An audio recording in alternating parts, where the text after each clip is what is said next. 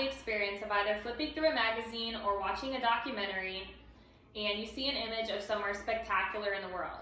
Good evening. My name is Jennifer Kretschmer, and tonight I'll be talking about where one of those places was for me, as well as some other pretty spectacular destinations I had the opportunity to visit while I was out west, like the Lower Antelope Canyons in Zion National Park in Utah. So that place for me was Horseshoe Bend in Page, Arizona. I mean, look at it, right? I knew right then and there that experiencing Horseshoe Bend in person had just placed itself at the top of my bucket list. And for my 30th birthday last year, my husband surprised me with a trip to go and see it. And it was just simply amazing. It's something that I'll never forget. So Horseshoe Bend was formed from water naturally taking the path of least resistance. Over millions and millions of years, the water eroded the sandstone.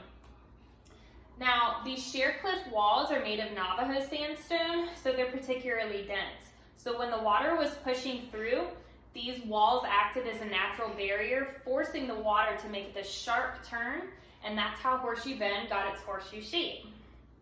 Now, according to Wikipedia, the Colorado River that runs through the canyon sits at 3,200 feet above sea level, and the top of the canyon sits at 4,200 feet above sea level, which means looking over the ledge is a 1,000-foot drop. To put the depth of the canyon in perspective, I went on Google and I found this comparison image of 4 men standing atop a 1,000-foot skyscraper in Los Angeles. So as you can see, looking over the cliff ledge is definitely one for the adrenaline seekers due to another fact that the canyon has no railings. While I was out west, I had the opportunity to go and see the Lower Antelope Canyons, which is located about 7 miles from Horseshoe Bend, so to pass up the opportunity would have been silly. And like Horseshoe Bend, the natural beauty of this place, in my opinion, is like nothing else. The Lower and Upper Antelope Canyons were created from natural erosion of moving water, just like Horseshoe Bend was. I'm going to play a 30-second clip for you to show that powerful process in motion from a flash flood.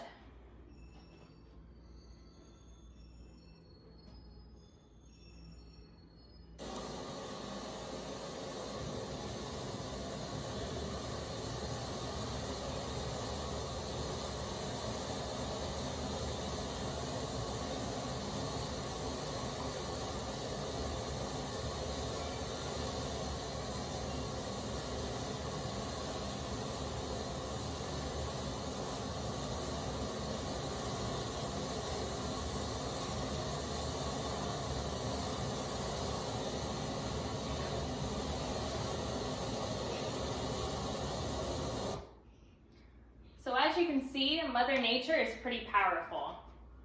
And as you saw, the water forced its way through these canyons and the softer sandstone eroded, which created these beautiful formations at the Antelope Canyons.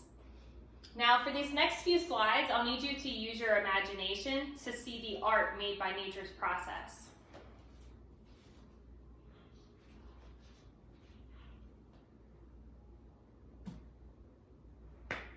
Now the image on the left depicts a dragon. Can you see it? If you look closely, here is its long mouth, its eye, and the top of its head. On the picture to the right, we have a patriotic soldier. So you can see the bill of his hat, his forehead, eye, nose. On the image to the left, we have a bald eagle. You see the beak, the nostril, the eye, and the long flowing neck. On the right-hand side, we have a woman. Now I know it's a little bit harder to make out, but again, just use your imagination. So here's her head, her long flowing hair, her neck, and her upper torso. This one is of an Indian chief. His mouth, nose, eye, and headdress. And on our way out of the canyon, our tour guide pointed out this dinosaur foot, which was just amazing and topped off the experience, because how often do you get to see a dinosaur imprint still left naturally in the earth? If we see it nowadays, it's been carefully cut out and placed in a museum for people to appreciate. But because this imprint is on Navajo land, it's preserved and protected. From the lower Antelope Canyons, I jumped on Highway 89 to Zion National Park in Utah. And just like the past two destinations, it didn't disappoint. Just the 12-mile drive through the park is a sight in itself. It's a beautiful winding stretch through our country. Now my husband and I thought it would be fun to rent some ATVs and see the off-roading portion of Zion National Park a little bit closer. So this was a stop that I thought would be really nice to capture some panoramic shots of the view. And our tour guide had pointed out these bushes that you see everywhere, and they had this strong scent of lavender. Now, unfortunately, I forget the name of them, but a cool little fun fact is the Indians used to use it in their tea. Now, riding down the trail every now and then, you would get this big whiff of aroma of lavender, so it was really nice. It just made the experience more enjoyable and something else that I just won't forget.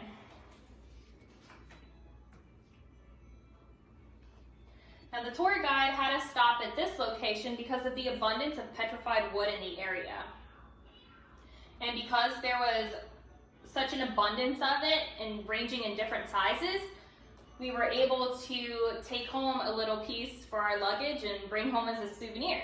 Now, I think this is much cooler to say, hey, I got this piece of petrified wood from an ATV trip that I took while I was at Zion National Park, versus, yeah, I bought this $20 piece of petrified wood from the dinosaur store in Cocoa Beach. You see what I mean? There's just something beautiful about nature being untouched, and that's what I enjoyed most about the entire trip out there.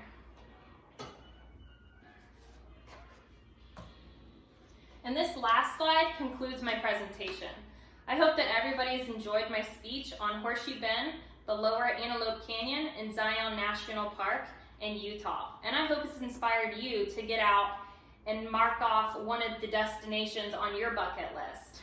Life is too short. You need to get out there, travel, and see the world. Thank you for your attention, and have a good night.